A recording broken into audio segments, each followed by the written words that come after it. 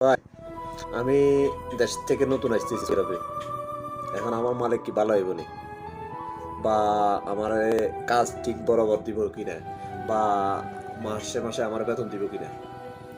এখন আমি তারে বলতে চাই, যারা তারে এবং নতুন যারা আছেন বা যারা আসতে আছেন, যে সৌদি আরবে আসেন সমস্যা নেই, কিন্তু খোঁজখবর করে তারপর আসেন।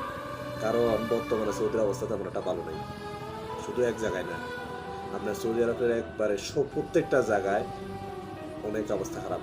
না কাজ, না মানুষ মিলাইতে পারতেছে। বিষয় আছে, অহরহর বিষয়।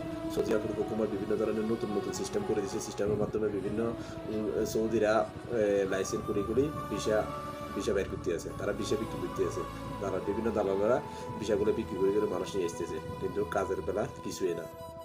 তা আপনি যেহেতু বলছেন আপনি আসতেছেন, আপনার কফিল ভালো হবে কিনা আপনি কেমনে বুঝবেন?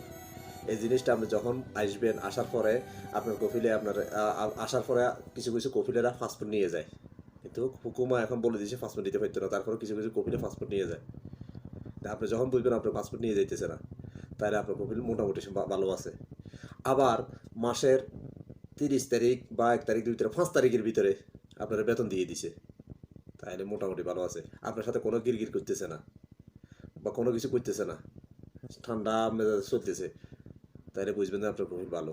কিন্তু আরও এমন কিছু আছে যে আসার পরে আপনার পাসপোর্ট নিয়ে গেছে, আপনার আকামা বানা দিতেছে না, মাসে মাসে বেতন দিতেছে না, আপনার সাথে গিরগির করতেছে, তাহলে তার কাছে আসি আর শান্তি নেই।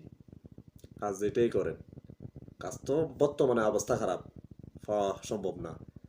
তারপরেও টুকটাক যায়, যদি শান্তি যদি না পান, তাহলে এই ধরনের বিদেশ আসার প্রয়োজন নেই। বেশিরভাগ দালালেরা মিথ্যা কথা বলে লোকগুলারে নিয়ে আসে, আনি এখানে হয়রানি বলে হয়রানি করায়। এইসব জিনিস থেকে বিরত থাকবেন, আসবেন না। দরকার প্রয়োজনে কষ্ট করে থাকবেন, তারপরেও এইসব দালালের কথা দিবেন না। আর বিশেষ করে সৌদিরা আগের মতো না, সৌদিরা এখন অনেক এই হয়ে গেছে, অনেক খারাপ হয়ে গেছে।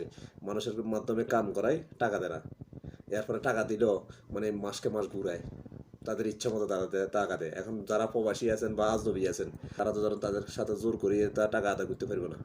সেই জন্য বলছি, যারা নতুন করে এসেছেন হিসাব করে আসবেন। সৌদির অবস্থা তেমন একটা ভালো না। ঠিক আছে, ভালো থাকেন। আল্লাহ হাফেজ।